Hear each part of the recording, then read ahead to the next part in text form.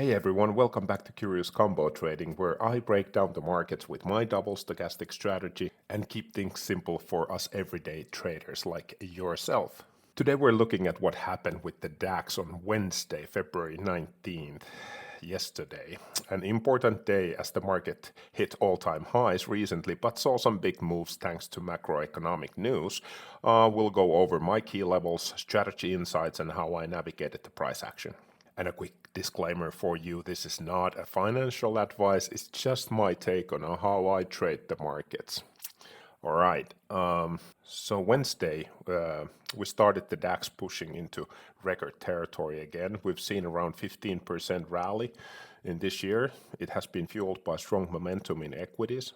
But there was a big shift in sentiment later in the session. Trump announced fresh 25% tariffs on auto, semiconductors, and pharmaceuticals. And while markets initially shrugged it off, we started seeing weakness creeping into European stocks as they pulled back early in the session. But at the same time, US markets were still riding high with the S&P 500 hitting all-time highs, but futures showed some hesitation after the Fed minutes came out. The central bank basically said inflation isn't quite there yet for rate cuts, which added another layer of uncertainty. For Germany specifically, political tensions ahead of the elections that are coming now February 23rd and the ongoing economic struggles, we have been losing cheap Russian gas plus weaker Chinese demand, we're already weighing on sentiment. So when these news tariffs come into play, it wasn't surprising really that big German automakers like Volkswagen, Mercedes, and Porsche saw their stocks slipping, which dragged the DAX down from its highs. All right, so let's break down the actual price action. Looking at the hourly chart here, we see that the DAX was pushing into new highs early in the session.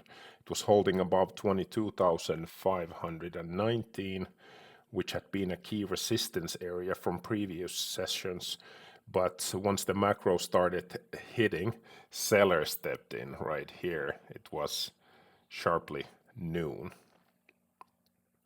On the 15-minute chart, let me open it here, like this. We can see how the momentum really shifted. After this push higher here, the price started stalling around 22,543, which lined up with previous resistance. Once that level failed, we saw some sharp drop all the way to 22,619. This acted as a short-term support. Yeah, it was all the way from almost like a week back. Once that level failed, we saw a sharp drop again, taking us down towards 22,467, which acted as a short-term support. Again, there was a key area because we had a previous structure here, and then we saw a small bounce during the early hours when the Asia has been open now. Now this is where my double stochastic strategy come into play. The fast stochastic had already been diverging from the price, signaling exhaustion at the highs right over here. The slow stochastic was creeping down from overbought levels, giving me confirmation that momentum seems to be shifting. This really here was my cue to start looking for short opportunities, especially when price retested 22,519 and failed to reclaim it. I took my short position with stop just above this level here, targeting the next key support around 22,457. And sure enough, the price broke lower, hitting my target nicely before finding support and bouncing. If you were watching the volume, you did notice a spike as price hit those lower levels, showing that buyers were stepping in. That's a good sign of potential reversal. And sure enough, by the end of the session, price was consolidating around 22,473. So what's our really big lesson here? Key level really matters. 22,519 and 22,467. They were the key pivot points for the day. And once that broke, it led to a sharp move.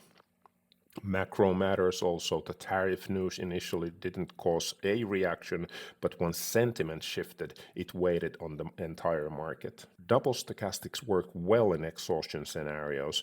The divergence in the fast stochastic was an early signal that buyers were losing steam, and the slow stochastic confirmed. So moving forward, I'll be watching 22,467 and 22,457 as key support. If those break, we could see the further downside to 22,305.